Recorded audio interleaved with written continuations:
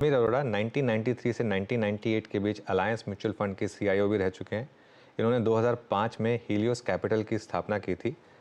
और समीर जी आईआईटी दिल्ली से पढ़े हैं और उसके बाद आईआईएम कलकत्ता से एमबीए किया है इन्होंने। समीर जी वैसे रहते सिंगापुर में हैं, लेकिन दिल से पंजाबी हैं अभी भी।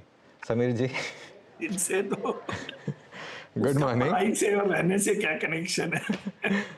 नहीं नहीं, मैंने सोचा कि चलो थोड़ा आपके साथ हंसी मजाक किया जाए। अच्छा समीर जी, वो आपने ट्वीट डाला था कि बहुत बेकार बुक पढ़ी आपने और टाइम और पैसा दोनों खराब हुआ, उससे थोड़े से उबर पाए कि नहीं उबर पाए? उसका सॉरी। उससे उबर पाए कि नहीं? उससे वो थोड़ी डिसअपॉइंटमेंट से थोड़ा बाहर आ पाए कि नहीं, नहीं? बड़ी डिसअपॉइंटमेंट हुई क्योंकि उसकी मूवी इतनी हिट थी, द फर्म, वो कितनी हिट थी, तो मैंने सोचा कि फ्लाइट में ठीक रहेगा। बड़ी बोरिंग किताब है, छोड़िए उसको, कोई इंटरेस्टिंग बात करते हैं। चलिए तो फिर इंटरेस्टिंग बात करते हैं। अच्छा, आज आप एचडीएफसी बैंक के एनालिस्ट मीट में नहीं है क्या? मैं नहीं हूं, बट हमारे हेड ऑफ रिसर्च मिस्टर अभय मोदी हैं। हाँ उनकी कोई न्यूज आई नहीं है, अभी तो शुरू होगा शायद, हाँ। तो शाम को पता लगेगा।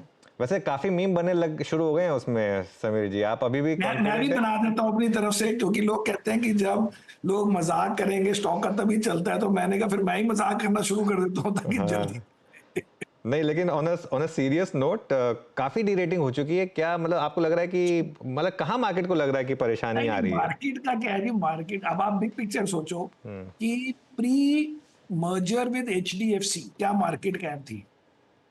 सम 100 एंड पता नहीं, I think 100 some X billion dollar थी। और अब पूरा एचडीएफसी के साथ मर्जर हो गया और उसके बाद तो 17-18 billion dollar, I forget the exact number, some 18 billion dollar market cap higher है। उसमें एचडीएफसी को मिल गए वो सब्सिडरीज जो थी एचडीएफसी की, एचडीएफसी बैंक को मिल गई, विच is HDFC AMC and the insurance company, जो एचडीएफसी की थी, एचडीएफसी बैंक की नहीं थी।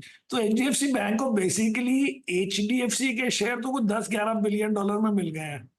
इस हिसाब से देखो तो क्या इससे कम कोई हो सकती है चीज? अब ठीक है, मार्केट का मूड है। अगर आप देखें पीएसयू बैंक्स की मल्टीपल हायर है। अब इतना भी तो नहीं हो सकता ना, कुछ नहीं। हर चीज की कोई लिमिट होनी चाहिए। नहीं वो मैं समझ गया, बट लेकिन लेट्स सी हम क्या बोलते हैं। हाँ। मेन बात है कि management has to be on the front foot. They can't say आप हमें बताओ जी आपको नेम चाहिए कि आपको ग्रोथ चाहिए। They have to guide the way these other companies guide. थोड़ी एग्रेशन चाहिए in guiding, not in working. Guiding means explaining and being confident about explaining and not being defensive. हो जाएगा। ओके, हो जाएगा बिल्कुल। खैर पास में तो यही रहा है कि अगर आपने ऐसे मौक़ों पर ख़रीदा एचडीएफसी बैंक को तो बड़ा पैसा बना है। खैर सिंस आपने पीएसयू बैंकों की बात छेड़ दी समीर जी, ये जो इतनी बड़ी एकदम से री रेटिंग आई है पिछले एक महीने में एसबीआई में, ये क्या इस वजह से ही आई है कि जो लोग एचडीएफसी बैंक से थक गए उन्होंने फाइनली थोड़ा शिफ्ट कर लिया, या कुछ और रीज़न है? और आपका व्यू क्या है यहाँ पर? आपके पोर्टफोलियो में है क्या एसबीआई? हाँ जी, एक्चुअली क्या हुआ, बिकॉज ऑफ प्राइस मूवमेंट अभी टेक्निकली एसबीआई हमारी नंबर 1 होल्डिंग हो गई है और एचडीएफसी बैंक नंबर 2 हो गई है। ऑल्दो हम सबको बोलते हैं HDFC is our top holding, but because of price movement SBI number 1 हो गई।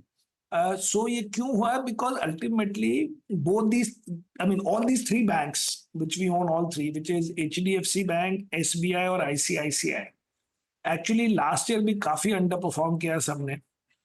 मार्केट कब थी कोई 25% और ये अब थे 6-7% ईच।